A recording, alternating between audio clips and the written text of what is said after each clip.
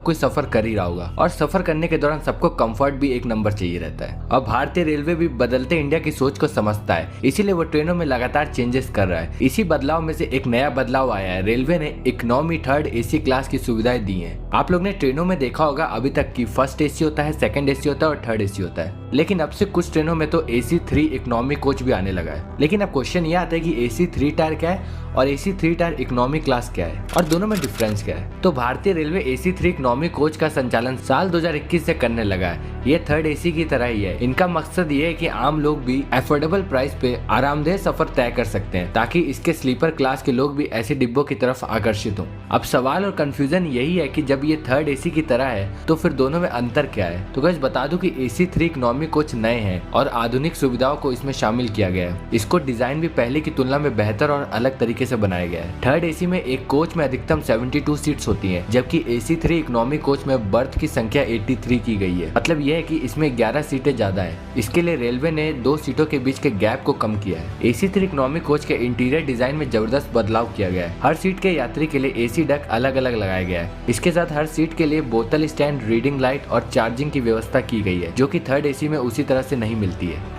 इतना ही नहीं, बाथरूम और वॉश बेसिन के नल वगैरह भी बदलाव किए गए हैं। इसमें कोरोना प्रोटोकॉल्स का ध्यान भी रखा गया है, यानी टैब ऐसे हैं जिन्हें हाथ से खोलने की जरूरत ही नहीं है, बस चीजों को पैर से आपको दबाना है और पानी चलने लगेगा।